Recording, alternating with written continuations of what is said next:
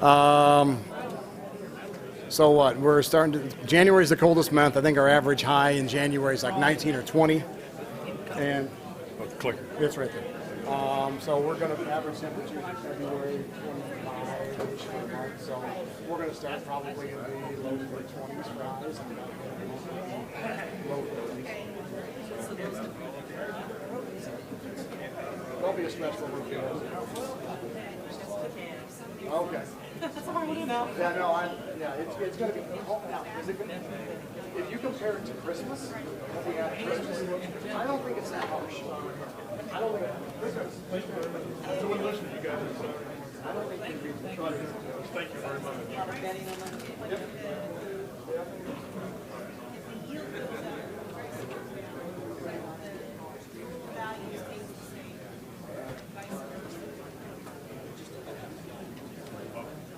So what's up on the screen here isn't what's not currently. Gotcha.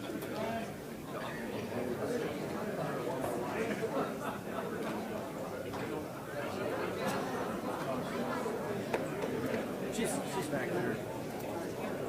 I'll leave the clicker here and go tell her. And I know those two outlets. What I think is probably the best situation is to have me start introducing you, let you introduce the staff. Those two microphones over there, I mean, if whoever is presenting wants to do it stationary, and you got some notes, then we got the music stands you can bring right up in front. I think everything has enough cable to run around. It's a lot more convenient, obviously, to be out there up front so that you can see the screen. Right. Are you going to use the clicker? Okay. Will it get the signal from out here? Yeah. Yeah. Okay. Yeah. So clicker. Yeah. Forward, backward, light on top. This microphone. This one will be mine.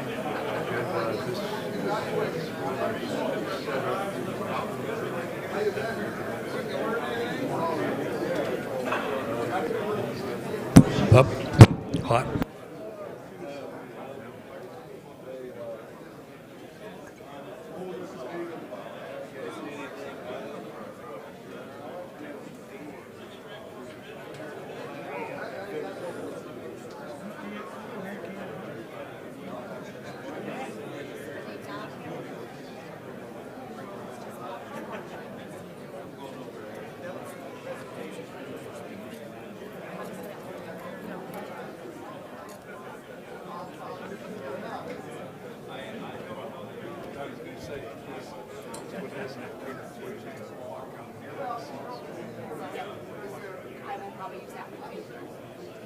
Which one? This long one. Green. Green.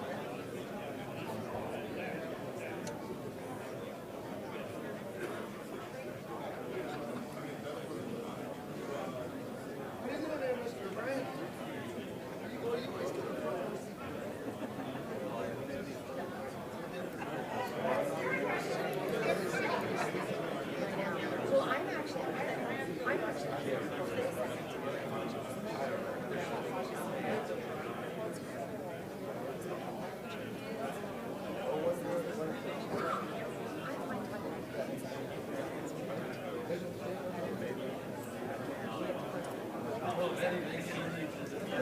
and then you're over there and like the baseline.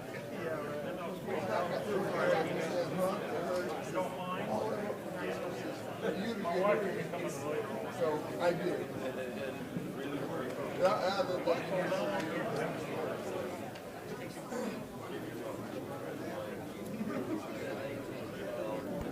Is this one on? This isn't on. Just as a quick announcement before we get started here, for those that stayed in here, you might have a little purple survey. If you could fill that out and turn that back in when you leave, that helps us develop these programs and make sure we're giving you the information that you need.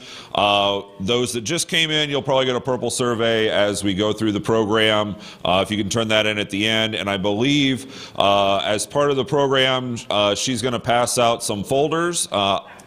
We probably didn't not anticipate this many people. So if you could, if you could, don't mind sharing within your farm or your family, so we can try to get enough to spread around the room, so that every group at least has one. That would be appreciated, but we'll try to get everybody one if we can. So thank you.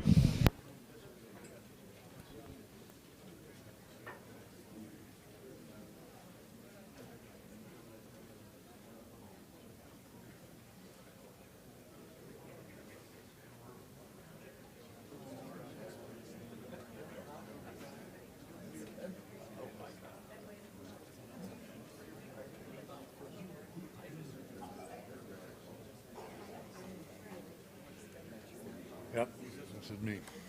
Yeah.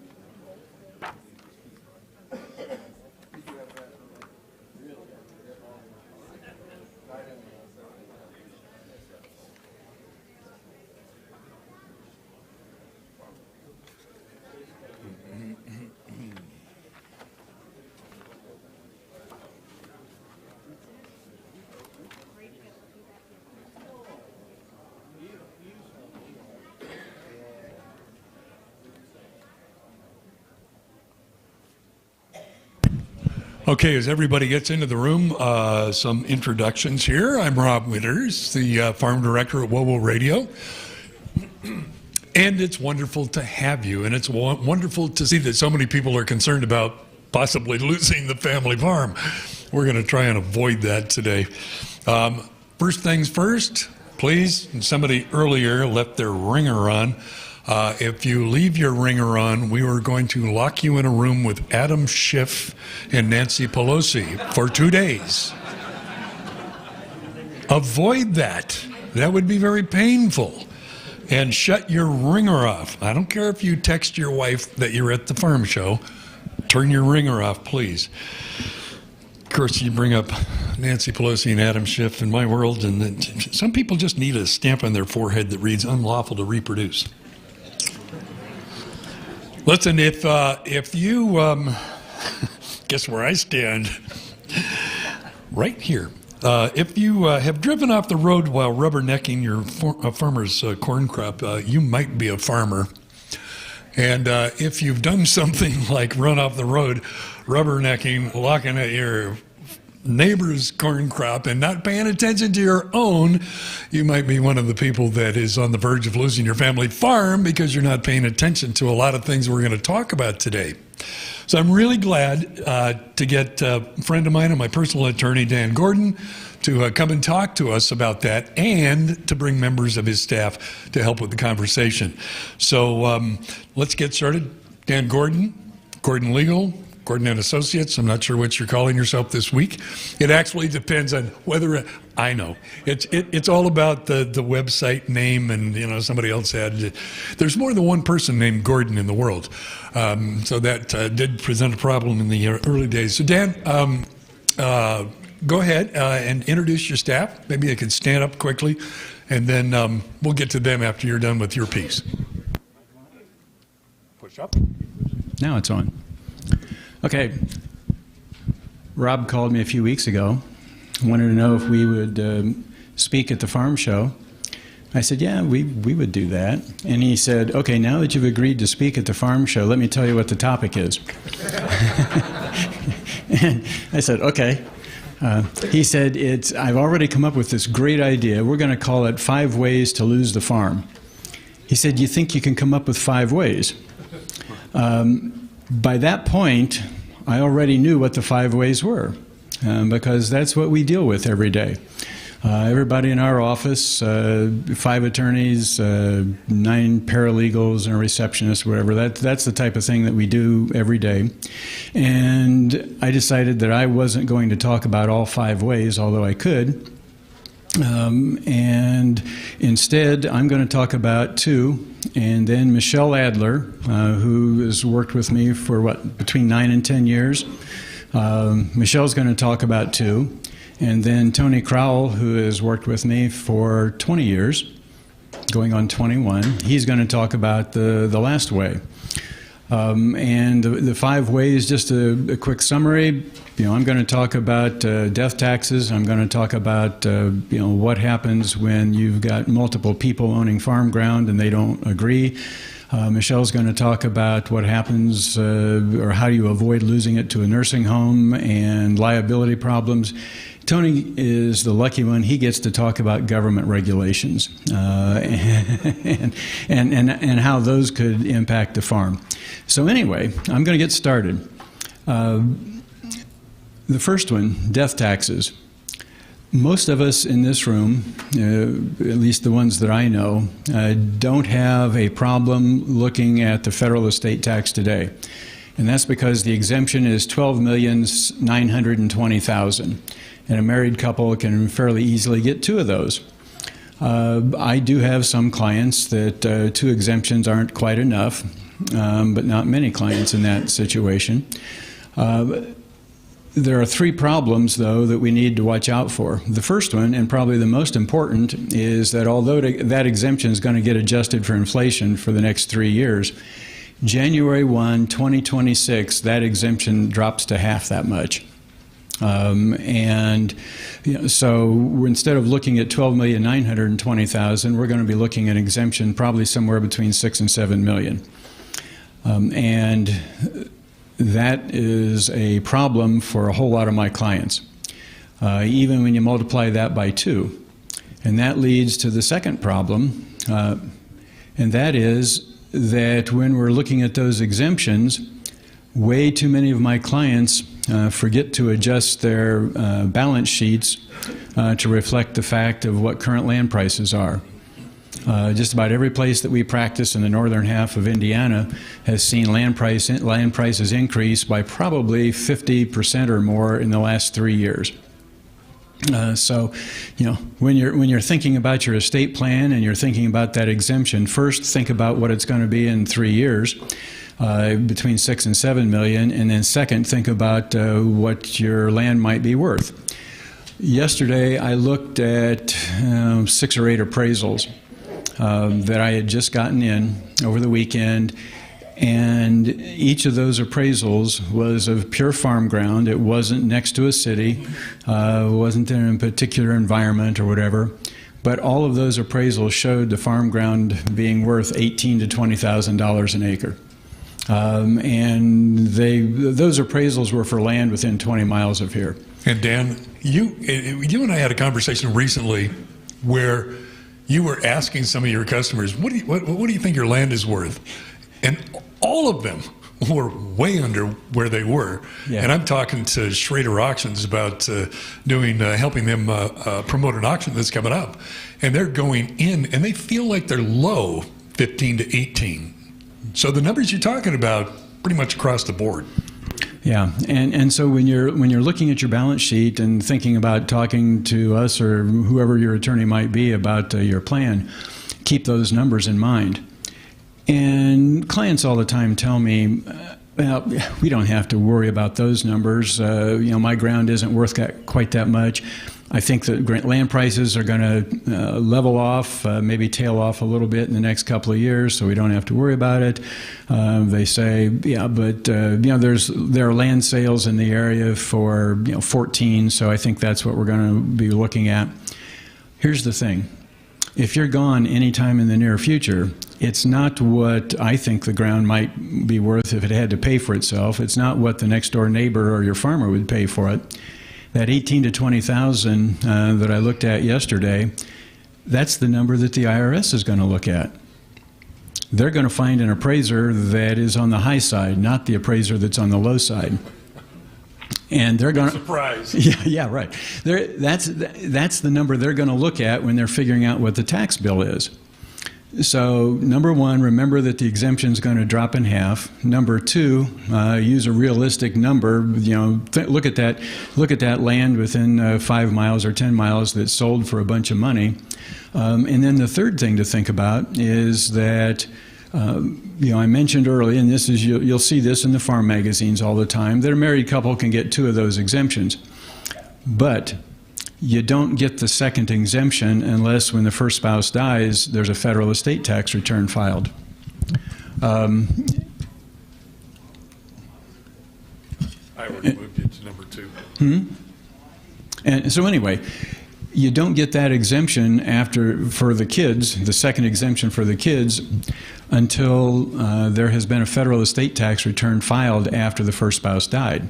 If that return is not filed, even though there may not be any tax due when the first spouse dies, but if that return isn't filed, you don't get the second exemption.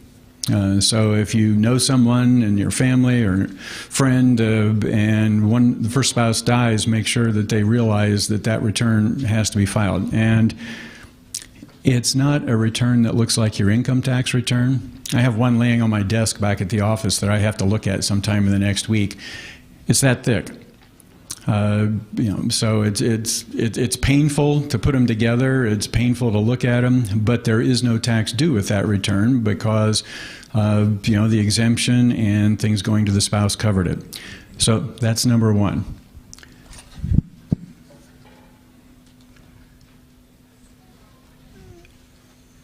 The next part of my talk is you know, what can we do to avoid that problem? There are 3 things that you can do to avoid the problem, and they all involve getting the land out of your name. But they're all covered by the idea of, okay, what we're really doing is we're using our exemption now while we have it rather than waiting until later. So it's a use it or lose it thing. You've got a $12,920,000 exemption today. It's going to drop in half in 3 years, unless you believe that Congress will get something done to keep it the same or raise it in that time period. Yeah.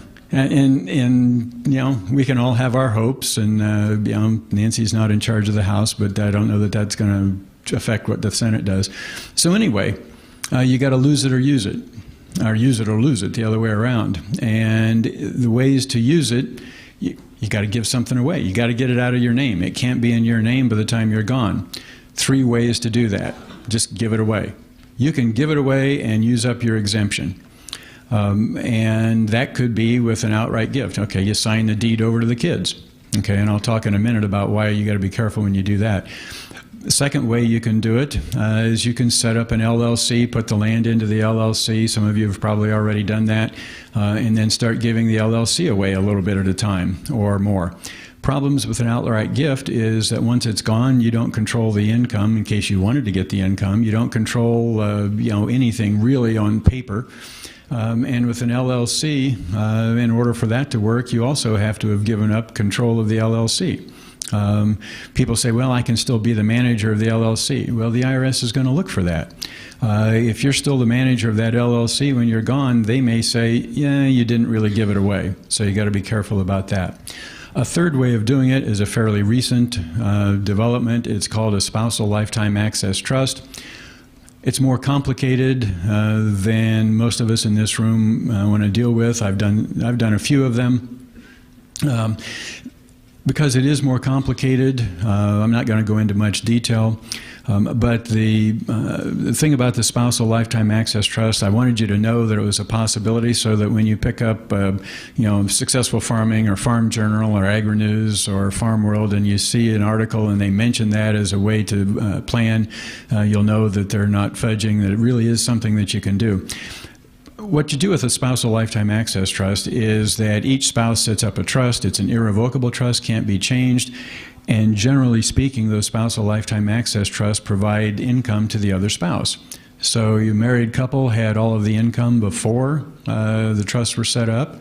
After the trust is set up, each of them sets up a trust, puts land into it, and the other spouse gets the income. After it's all done, the spouses still get all of the income. So they didn't really lose the income even though they've set up the irrevocable trust. Problem is the IRS doesn't like them, and they look at it and say, well, unless you're really careful when you set these up, we're going to say that they were reciprocal trusts. And, I can't just set up a trust for Tony and give him all the income of that trust, and Tony sets up a trust for me and gives me all the income of his trust, because the IRS looks at it and said, wait a minute, you guys didn't really do anything. It's the same thing after as it was before. So if anybody suggests to you that you need a spousal lifetime access trust, remember that those two trusts that a husband and wife put together probably should not have the same trustees. They probably shouldn't have the same income provisions for each. One might be an option to get the income, the other might be required. I've done some where one spouse did theirs in December, the next spouse did it in January, and I've even seen some articles that said you ought to try to set them up in different states. So anyway, not something that most of us would do, but we can. Okay, number 2 on my list, things to avoid. When you're setting up your plan for the kids, don't assume that they're going to get along just fine, and that they're all going to want to keep the land. And the ones who get land are going to let their brother or sister who farms still farm it. Don't make those kinds of assumptions unless you're willing to watch the farm disappear. Because even in the best of families, the spouses have influence. Times change, income levels change, people retire sooner rather than later. Some people like cash, some people like land. Some people like land because they farm it, some people like land because they want to hunt on it, or whatever. So you have differences of opinion. And it's a whole lot better for your family farm if you have figured out what those differences are ahead of time and tried to deal with them. And one of the reasons that you want to deal with them is that Indiana law since 2012 has favored the child who wants cash. So if I'll use me as an example. I have 5 kids. 2 live in Hollywood, 1 lives in Denver, 1 works for a big law firm in Indianapolis, and 1 lives here in Fort Wayne. But when my wife and I are gone, those 5 kids would look at the situation, and I've got a feeling that one of them might want some cash. Probably not the 2 in Hollywood. It's kind of interesting, but they kind of like land in Indiana because they don't have any place to shoot when they're in California. Oh, sure they do. Go out to any street corner. Yeah. Well, they'd have to take their guns with them first, but normally they leave their guns at home. Well, at least I think they have. So anyway, you look at it and say, well, what are these kids going to want, and how do we deal with that? 3 ways of dealing with that. One is you look at it and say, okay, we could give 1 farm to each of the kids. Unfortunately for me, I don't have 5 farms, but you can set it up so that the land can be divided. I can help people figure out how to do that. But the idea would be, okay, if I have transferred farmland either during lifetime or at death to 5 different kids, okay, there are less places for friction to enter into the equation. Each of them wound up with the farm ground around their house, for example. That's something that can be done pretty easily. And so then you look at it and say, well, what else? How does that help the one who wants to farm? And what does that do for for the one who wants cash? They're going to have to sell their share of the farm ground, and what happens to the one who wants to farm? So when you do those types of things, whether you're doing them during lifetime with a gift, or whether it's an LLC, or whether it's a spousal lifetime access trust, you look at it and say, okay, that one who wants to farm needs to have an option to buy if one of the others wants to sell. And all of that can be built into the paperwork now, whether it's built into a deed or whether it's built into a trust for after you're gone. So you can build that option to buy in and help take care of the problem. The other thing that you can do is you can enter into long-term leases with the ones who farm, or you can put an option to rent into those documents that I've just mentioned. So you can deal with the situation where somebody wants to farm without actually taking anything away from the others other than the right to turn it into immediate cash. And Dan, I think, one of the things that you and I have discussed on so many different occasions is that you guys have seen so much that you've got a lot of options to offer people for a multitude of situations. But really, the bottom line is that oftentimes people are avoiding what they think is going to be a pretty nasty conversation, so they put it off and put it off and put it off. And the point of it is that it's going to end up in court. A judge is going to be dealing with it if you don't deal with it now. And at least if you do deal with it now, and you guys have helped in so many of those family situations, that at least mom and dad have some control, some say over what's going on. I mean, so the bottom line here is it's time to have the tough conversation. Yeah, the bottom line is start. Yeah. That's what happens. Way too often I sit down with people and they say, I've been thinking about doing this for the last 10 years or maybe the last 5 years. Just quite haven't gotten around to it because I couldn't make up my mind what I wanted to do. Well, the sad part about that is they don't know all the options. I've given you, 3 options, but there's sub-options and there are other ways of doing it. They're just, sometimes we have a problem remembering all the different ways that we've done things in the past. We just have to look at it. But the idea is, okay, sit down with whoever your advisor is, whether it's us, whether it's your banker, your CPA. Sit down with somebody who knows all those options and start thinking about the options that you have available instead of trying to figure it out on your own. Now, you can get some help. I mean, I got my Farm Journal this week, and there was an article in there. And I was reminded of an option that I've used in the past, but I hadn't thought about lately, and that's life insurance. So you've got that situation where the child who wanted cash instead gets a farm, and it's subject to an option to sell, and it's subject, or an option to buy, and it's subject to an option to lease. But if you had a life insurance policy that gave that child who's getting farm ground that they can't sell, if you had a life insurance policy that put a check for $100,000 in their bank account, okay, maybe helpful. Yeah, it helps. Yeah, it makes a little. Now, unless they use the money to hire a lawyer to argue about things. I mean, Again, back to that conversation. Yeah. Well, now that you have stolen one of Michelle's lines about, they don't know the options until we sit down and talk with them, and you just brought up life insurance, why didn't you introduce Michelle and let her move on? Yeah, I think that's probably a good idea. I can always fill in some. Well, I'm watching the clock here, folks. I want to make sure that we get all of it in here in our allotted time. Are you going to introduce me? All right. Oh, I need your clicker. And Michelle has been with the firm for how long? Almost 10 years. And she's got a very big, mean husband, about 6'9", and. He's a gentle giant. It's all right. Okay. Rob's afraid of him, though, so. Dan, you missed a few slides. We always make him go first because he takes up so much time that we don't have to speak as long.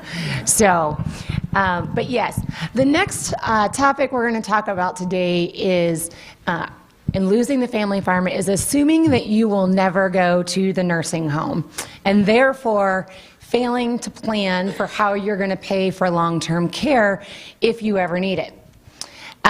So here are the excuses that I hear on an almost daily basis as to why someone does not need to plan on how they're going to pay for long-term care.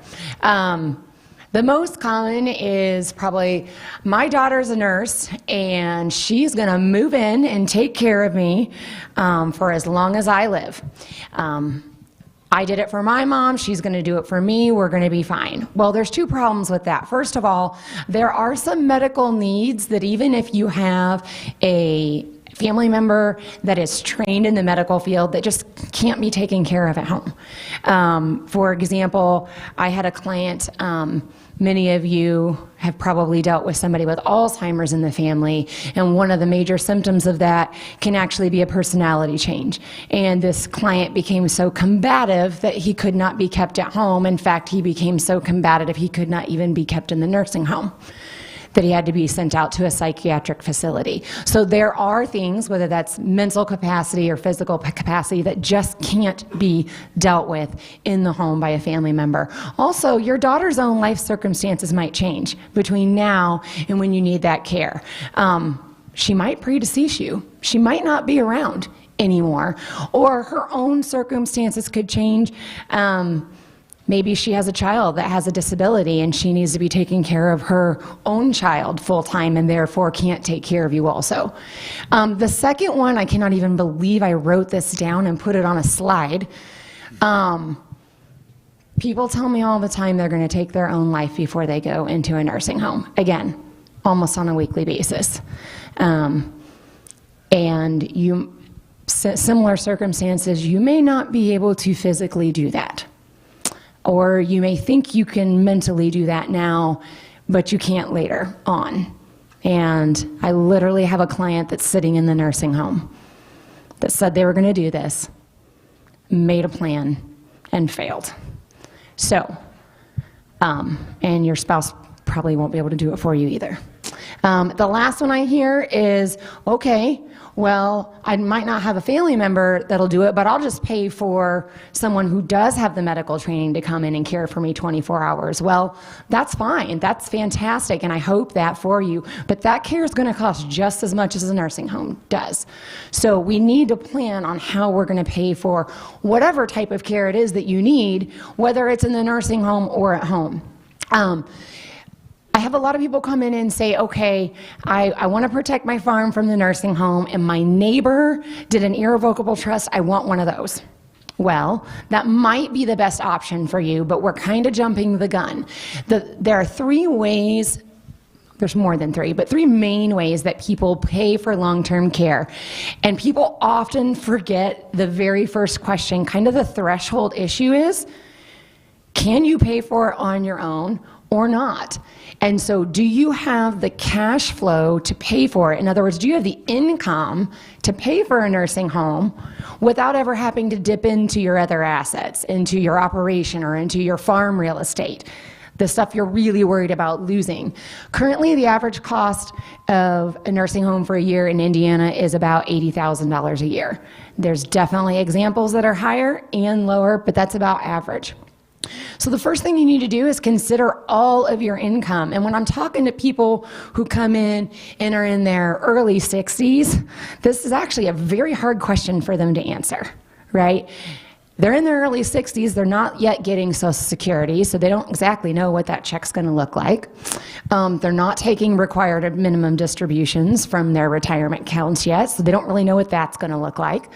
And they're still farming, so they're not renting out, they're not leasing out their farm real estate yet. They're farming it themselves.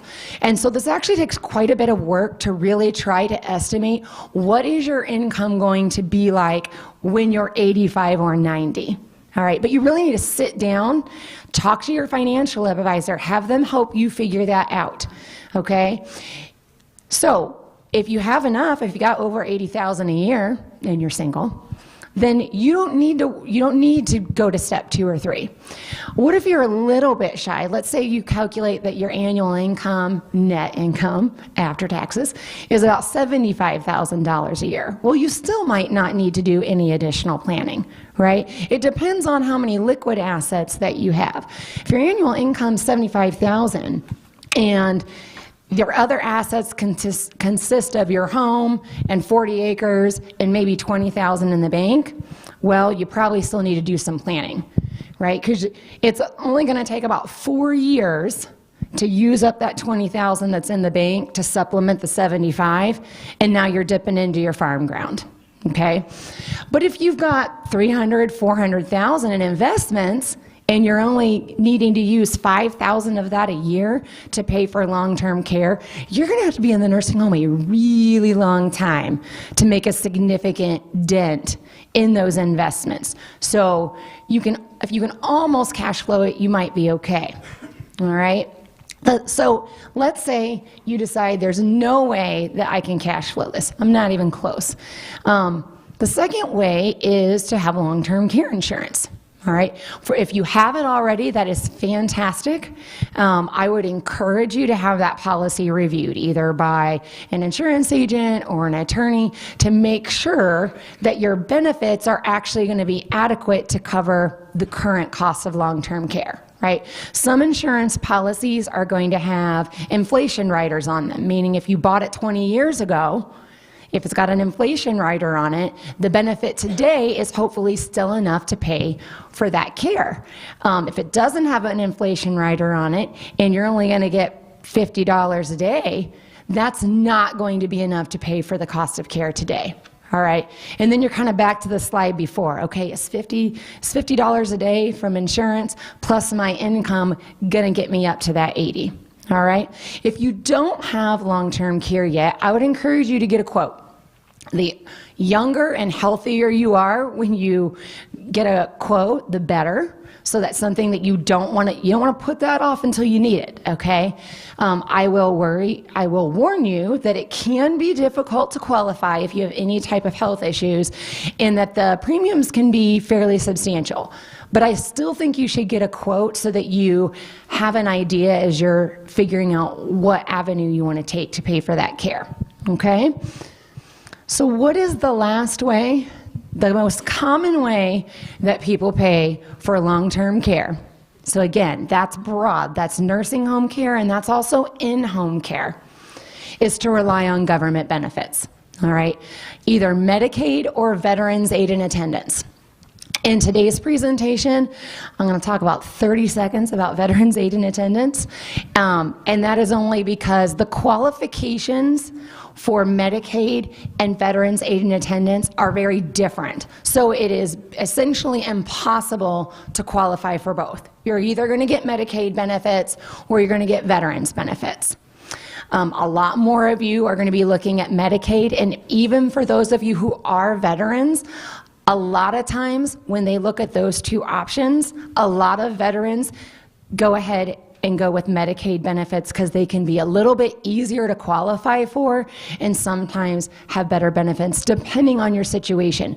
So if you are a veteran, you want to talk to somebody that's knowledgeable in both areas, but for today we're going to focus on Medicaid. And this is Indiana Medicaid that I'm using for an example here. Every state has its own rules. So the numbers you see, the options you see might be different if you've come over from Ohio or down from Michigan, okay? But in general, just to let you know, if you do no planning whatsoever, okay, and you are single and you apply for Medicaid, you are not going to qualify for Medicaid benefits until you have only $2,000 left to your name. Now, that does exclude income-producing assets, all right? So that doesn't include your farmland that you're getting cash rent on, okay? That doesn't include maybe an interest in an LLC with a family that's an operating entity, okay? Because the state of Indiana has figured out they want that income. So they're not going to make you sell that farm immediately. Okay, they're not going to make you sell that LLC interest immediately.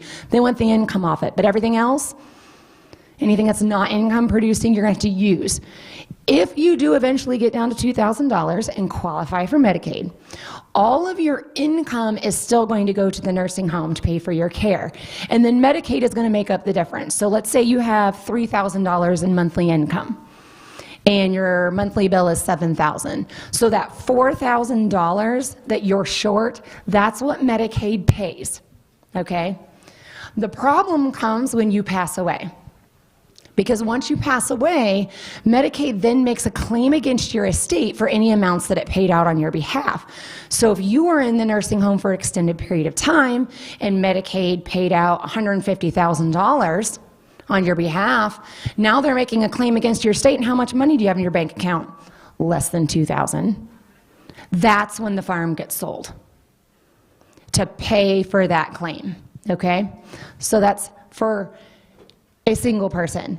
It is very different for a married couple because there are lots of laws in place to protect what we call a community spouse.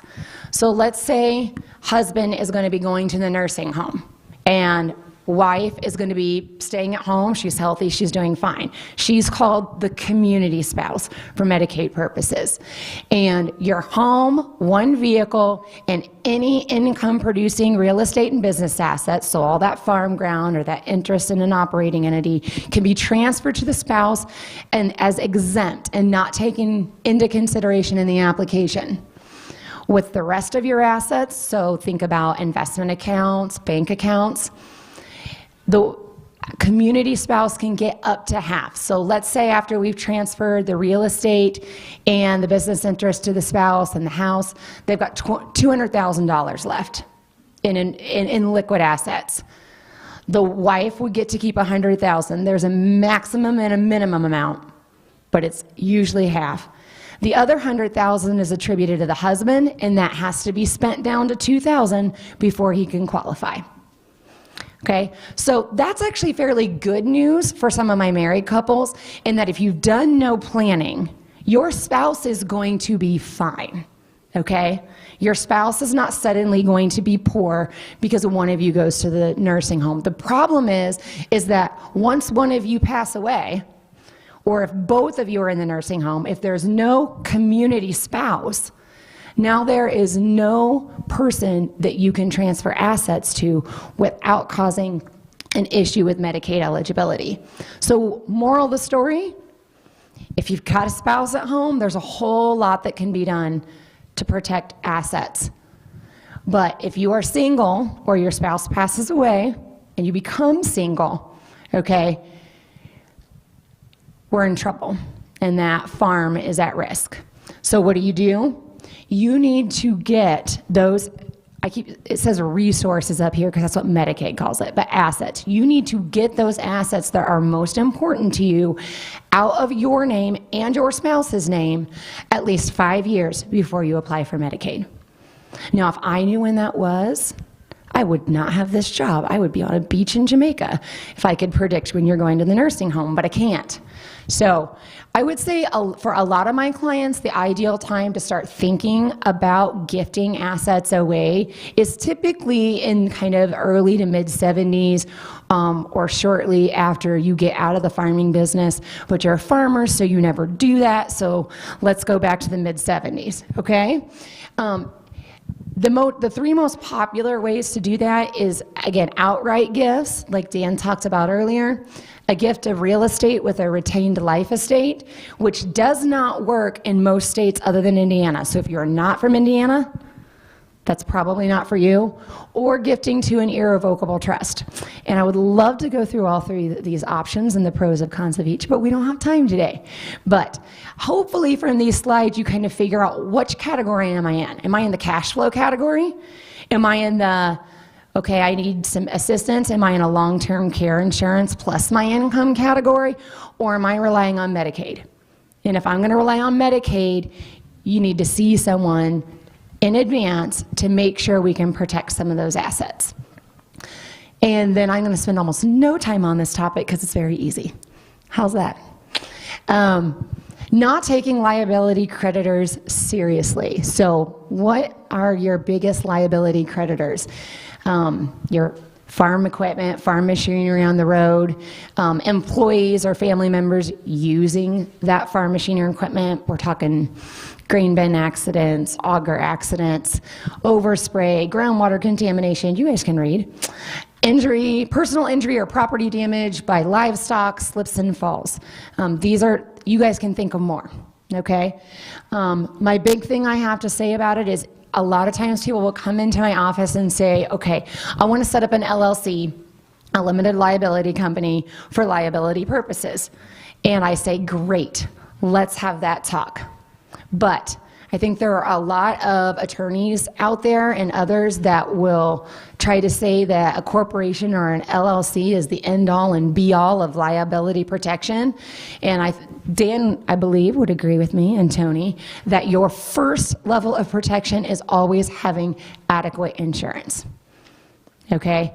Because basically, when you're purchasing insurance, you're purchasing an attorney that's going to defend you if you get sued. In fact, that's what my husband does for a living. He is a trial attorney for an insurance company for the entire northern portion of Indiana.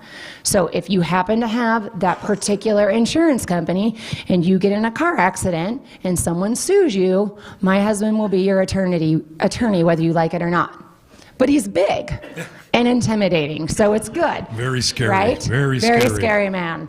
No, that's what you're buying, right? So that is your first line of defense, and having an umbrella policy, okay, in case you would get sued and your policy limits, what you have to pay is above your policy limits. Your second line of protection then is business entities. Basically, you've got three different groups of assets that you need to think about. You have your highest liability assets, which is going to be your farm machinery and your farm equipment and your livestock. Okay? You want to separate those high liability assets from your highest value assets, which for most of you is going to be your farm real estate, because it's worth $18,000 an acre right now. And then ideally, you also separate your personal assets from your business assets, so your home or your other personal belongings. There are so many types of business plans that can be put in place that involve partnerships and corporations and limited liability companies. But I would say this is the one of the most common would be to have one operating entity, either a corporation or an LLC, and that's going to hold all your farm machinery, your farm equipment, your stored grain, etc. Having a separate land holding LLC, and leaving only your personal assets in your personal name. So what that does is, if that green truck that's owned by the operating entity gets in an accident, are you going to get sued? Yes, but you have insurance, okay? And even if you have to pay out, only the other assets in this operating entity are at risk, okay? The land is in a different entity. Your home is in a different entity. Or not a different entity, it's in your name. Your investment accounts are in your own name. So you're basically, it doesn't mean you're never going to get sued. You are, okay? But you are separating what's at exposure. And that is it, because I'm sure I'm over my time. Well, and but just to kind of wrap up with a little bow here, because we've had so many conversations about this kind of stuff. And again, I go back to what you said before in one of our conversations when we were creating radio commercials is that if you've been on one farm, you've been on one farm. And so if people are sitting here thinking, I'm going to walk away from this with the answer, there's no the answer. No. The answer comes when you sit down and talk about all of these, plus so many that you've said before. Hey, we've got more options than pretty much anybody can even conceive of. Yes. And I would also mention that a lot of the things that you have spoken about this morning, I think are things that you guys have told me horror stories about. So these aren't just options. Yeah, these are things that come from real life situations. I ran into a client that was walking out of the earlier presentation before this one. He goes, "You're going to use me as an example, aren't you?" I was like, "Yeah, but only the good examples." But yes, everything we talk about today, we have multiple examples of it. And I have one more comment on this. You're right. There isn't an exact plan for everybody. And one of the questions I get a lot is, okay, do I use a corporation? Do I use a limited liability company? Do I use a partnership? A lot of the answer to that question isn't even legal. That's a tax issue. So your accountant and your financial advisor should be in on this conversation. Boy, what a great with your attorney. What a great transition. There's your Tony, bow. into Tony. Yeah. There's your bow. I mean, Here's you know, Tony. You start talking about the government, all of a sudden it's like, okay, Tony Krall, step up to the microphone and let's start talking about this. You know, one of the things that I've talked a lot about recently, because it has come back up again, doggone it. We spent a lot of time trying to get rid of it, is waters of the U.S., which we'll talk about here in a couple of minutes. But Tony, kind of pick up, if you will, where Michelle is leaving off, you know, about the fact that a lot of the answers to the questions that people have about how to construct that business entity as well as maybe the land trust, it has to do with government oversight, government regulation. That's right. Some of you in here know me. I've been with Dan about 20 years, Tony Krall. My practice in Gordon and Associates, I'm kind of the odd man out, the odd duck, because all of those other people are estate planners and things like that. I'm a transactional attorney. I deal with real estate. I set up these entities like what Michelle was talking about. I sat down with clients and we decide which entities are best for them to use for their operations. And as she said, having the accountant involved in those discussions is very important. So because I'm the odd man out, the odd duck or whatever, I get to talk about government regulations, and nobody else wanted that. So not saying I wanted it, but I got stuck with it. I think that's called the short straw. That's exactly right. So I'm not going to get into this very deep. If you think of yourself when you're a kid, you're sitting on the side of the lake, you pick up a rock and you skip it across the lake. That's how I'm going to hit these subjects, okay? I'm just going to touch them because they're so deep, especially this first one, and it's pretty current. So, waters of the United States, WOTUS. So that's the first topic I'm going to talk about. If I have time, we'll go on the DNR and drainage regulations. And just so you know, I've talked at the Farm Bureau drainage seminar every year for 3 or 4 years in a row. Area Plan Commission rules and regulations, County Drainage Board and the Surveyor's Office, and then utilities, how those impact your farm.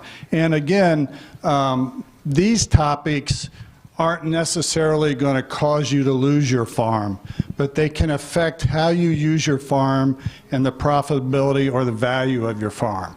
So you're not going to lose your farm in this area, but they do control how you can use it. So waters of the United States, how many's heard of that before? WOTUS, all right. So back in December of 21, the EPA and the Army Corps of Engineers published a proposed rule to offer up a clear and concise and easy to understand definition of waters of the United States. Everybody agree with that? Yeah? Okay, yeah.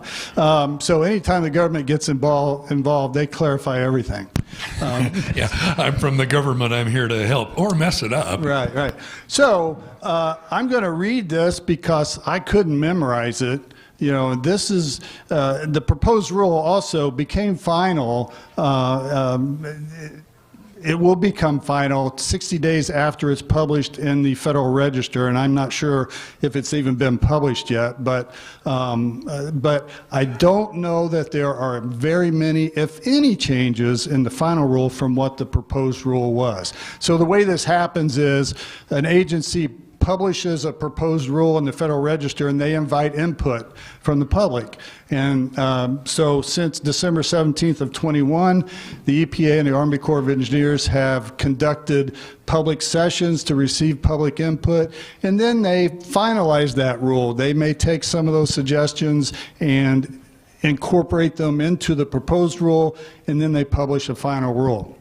So this is the definition of waters of the United States as published in the proposed rule, and which I'm assuming is going to be the final rule. Traditional navigable waters, interstate waters, and the territorial seas and their adjacent wetlands, most impoundments of waters of the United States, you never use the word you're trying to define in the definition of the word. It just doesn't make sense.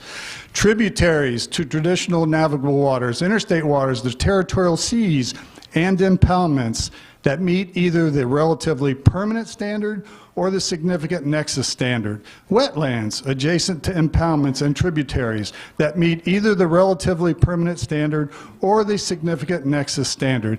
And other waters that meet either the relatively permanent standard or the significant nexus standard. Clear? So you can walk out on your farm and see some water and you know whether or not it's a WOTUS, right? Okay. Yeah. The significant nexus, that's the part that trips everybody up. And to see it in this new rule, Tony, is again just very disheartening. Thought we got rid of that, thought we simplified that, but you've gone deeper into it than I have. Originally, and this seems like we've gone back to the Obama version, it was about 3/4 of a mile, give or take, either side of anything wet was what they were going to control. Is that where we are again, significantly nexus? I don't think there's any distance that you can pick that's going to tell you whether or not you're within jurisdiction. So what happened was Trump came into office and he changed the rule. He changed the definition. And now that he's out, Biden's administration, they're coming in and they're going back. You're correct. They're going back to what it was before and trying to clarify it even more. So the reason why you need to know if your property has WOTUS or not is because that determines whether or not EPA or the Army Corps of Engineers has jurisdiction over that body of water. And so that's kind of the first determination. And then if they have jurisdiction, then if you're going to do something with that water, you got to get a permit for it. All right? So navigable waters and adjacent wetlands to navigable waters are clearly within the WOTUS definition. Can you drive a boat down it? Is there a wetland adjacent to it? We'll talk about adjacent in a minute if I have time. That's kind of the first thing. And the whole purpose of the Clean Water Act was to try to clean up the waters of the United States. They'd gotten pretty polluted and everything. So, you know, it's an honorable thing to try to do, but when you're imposing and impairing other people's rights on their land and stuff, it gets a little difficult to balance those interests out. So navigable water, non-navigable waters, that's when these two tests come into play. If it's not a navigable water, you either got to look at the relatively permanent standard or the significant nexus standard. Now, some of this stuff is kind of legal jargon, and us attorneys love it because it creates litigation, and that's how we make a living. Not us, we're not litigators, but you know, so you see who's making these rules, and you kind of trying to figure out, are they just trying to, you know, create opportunities? Anyway, the relatively permanent standard, waters that are relatively permanent, there we are again, using the words in the definition, standing or continuously flowing, and waters with continuous surface connection to those waters. That's the relatively permanent standard. But as you said, the significant nexus standard is the one that is so vague and ambiguous and open to interpretation. There is no way you can try to take that test and determine if you have WOTUS on your property or not. You're going to have to hire an attorney, you're going to have to hire a consultant, and they're going to have to tell you whether or not it's WOTUS, and that's expensive. But Tony, isn't one of the other issues as well, particularly as it applies to our farmers, that once a water is designated, then they have control over the land that's adjacent to it, and that's where it becomes an issue for farmers. They will, to the extent that anything from that land is going to get into that water. Then, you know, they're going to control that. They're going to have a jurisdiction over it, and they may monitor it or whatever. There could be civil penalties, there could be criminal penalties, criminal fines, or criminal action, you know, so it all depends upon what is going on. So here's the significant nexus standard. Waters that are either alone, and this is as defined in the proposed rule, which should be the final rule, waters that are either alone or in combination with similarly situated waters in the region significantly affect the chemical, physical, or biological integrity of traditional navigable waters, interstate waters, or the territorial seas. So basically what they're looking for there, I believe, is there something that is coming from your land, getting into some kind of a water stream or tributary or whatever, and it's carrying chemicals, and it gets into a navigable water, and then we've got pollution or something like that. That's kind of what they're looking for. Can it get from A to B, from your land to here, and how does it get there? And that they're going to use that to determine whether or not they have jurisdiction. So what's a wetland? Does anybody here know what a wetland is? Kind of got a good idea? It's like wet, but it's not a body of water. It's not, surface water. We all kind of have, cattails, things like that. So how do we know if the wetland is WOTUS or not? So if the wetland is adjacent to an upstream tributary, not a navigable water, then we got to use this significant nexus test to determine whether or not the Army Corps of Engineers and EPA has jurisdiction over that wetland. So there's a case right now, Sackett versus EPA. It was argued before the U.S. Supreme Court on October the 3rd. So in preparation for this talk, I thought, well, I'll look at the case. Well, instead of reading the briefs or reading the lower level cases, through the Court of Appeals to get up there, I read the oral arguments from the attorneys arguing the cases both for the government and for Sackett. Very interesting reading if you got about 2 or 3 hours. What's really interesting, if you've never had an opportunity to observe or read about how the Supreme Court works, the attorneys come up to the podium and they start making their argument, and they get about 5 minutes, if they're lucky, into their argument, and then they start getting hammered with questions by the justices. So the questions that are asked kind of give you hope, a little insight of either where they're going or what the justices are concerned about. And they spent 75% of their time on what does adjacent mean. What does adjacent mean when you're talking about a wetland? And in this case, they were dealing with a wetland that had been filled in by the property owner, and it was a residential development. They had filled in the wetland with stone so that they could build their house, and they got in trouble. Determining whether or not the wetland is adjacent, whether you use the significant nexus test, the attorney for Sackett was proposing what they believe to be a more simple, straightforward approach in making that analysis. I have no idea where they're going to come down on this. Well, and Tony, one of the issues, and one of the reasons why we bring this Sackett case up is because the Sackett case originally was an effort to try and clarify and simplify the definition that Tony's kind of poking fun at here in terms of definitions, but to try and simplify that and get a solid ruling out of the Supreme Court so that we can move on with it.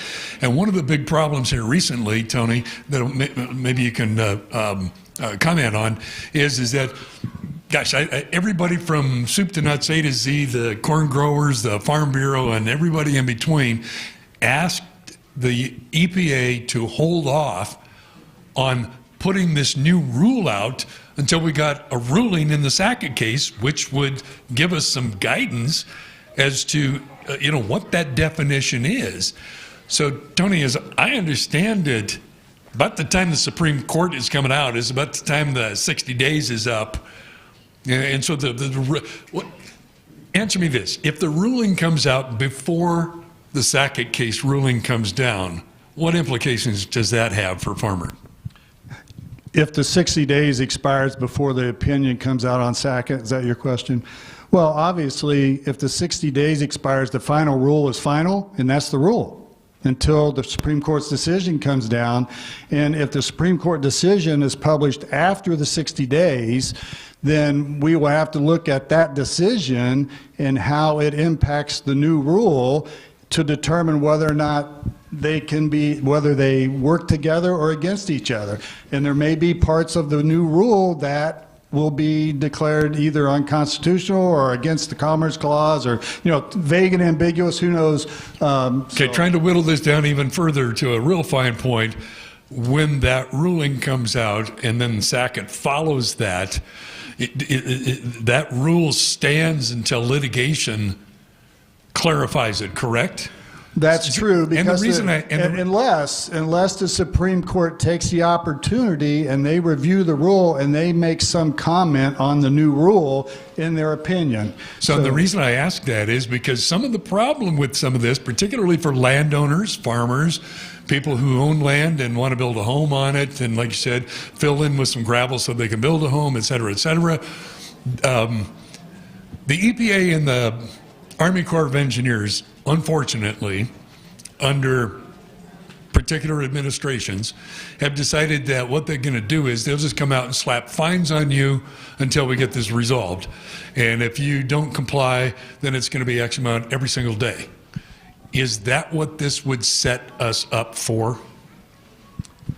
Yeah, I can't speak for the EPA or the Army Corps of Engineers on how they're going to enforce it, but you certainly would be putting yourself at risk if you're violating the rule. And that kind of gets us into a real kick. I don't know where we are on time, but the Louisville office of the Army Corps of Engineers has jurisdiction over this area. And I've got a map of the state of Indiana up here that only a small portion of the upper counties and the western counties, one's in, so Chicago has that jurisdiction, and Detroit has another jurisdiction. But most of the state is covered by the Louisville office. So if you want to know, now here's what the agencies, wave their flag and say, hey, but it's free, it's free. If you want to know if they have jurisdiction over your property, there's a form you fill out and you submit it to the office in Louisville, and they will tell you whether or not they have any jurisdiction over your property. And that jurisdictional ruling is good for 5 years, okay? So, and that's a free application. But if they come back and say, yeah, we got jurisdiction, now what do you do?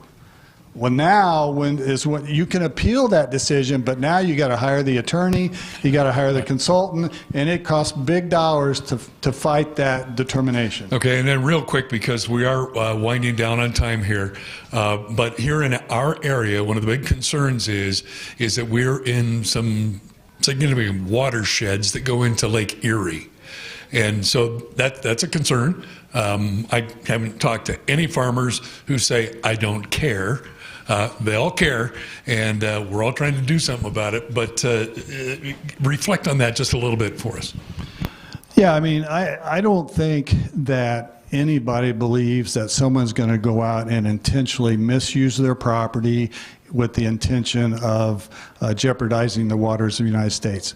All of you in here are farmers, and you will use your land the best way you can, and you will use best farming practices to do that and manage any potential transmission of what you do chemical-wise or whatever on your property, past your property lines. You will do that. The government's just stepping in, and they want to police that. They don't. I don't believe that they necessarily trust that everybody's got the best interest in their heart for waters of the United States and the Clean Water Act. So that's a difficult thing. So here are some links, different web things that you can get on DNR's website for drainage regulations. It would be in your packet, all the little things there. So you can go to that link right there, type it into your search browser, and you can click on any of those links to look at Indiana floodplain mapping and so forth. This link will show you the roster of navigable waters by county in the state of Indiana. So that could be helpful. Let's see. So I don't know. I don't really have time to get into Area Plan Commission and things like that. But if anybody has any questions, Dan's up here. Michelle can come back. Well, and you guys are going to be in your booth, which is right down in the lower area for a while to take all kinds of. Oh, you're going to stick around in here for a bit? Okay, great. So if you'd like to talk to any of the attorneys, I would say, Tony,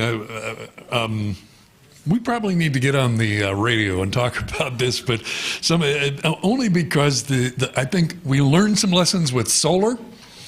or with wind rather, and now solar is coming in with a little bit more of a vengeance than it had before. And some of those contracts, you better be sitting down with somebody like Tony before you sign on to one of those contracts, because a lot of people really got shafted by some of that sort of stuff. And I've reviewed over 50 solar leases, easements, which, depending on the one. Find any really good ones? No. I have,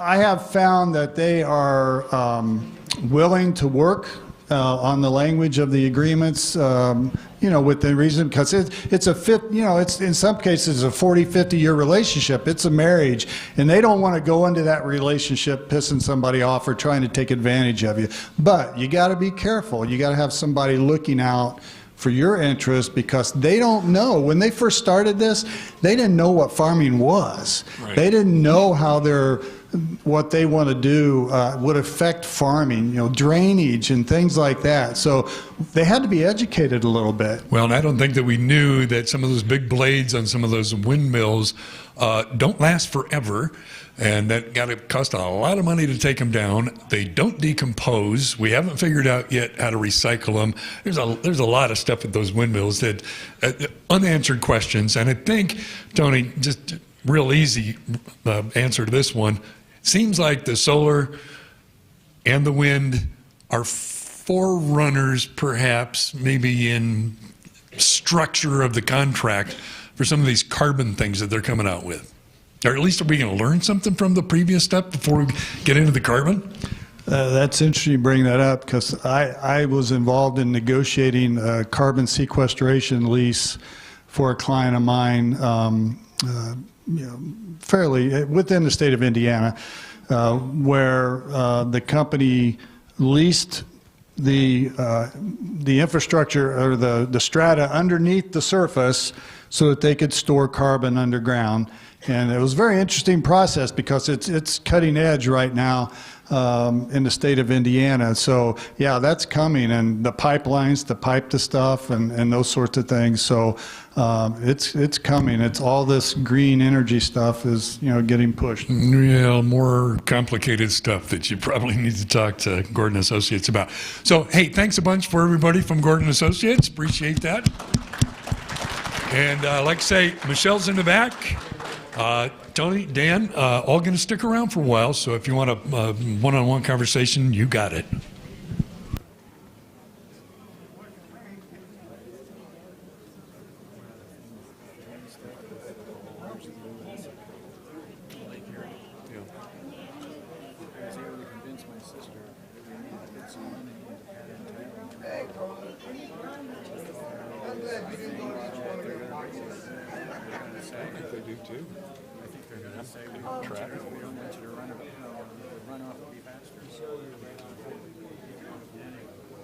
Well, and on the other part is, if we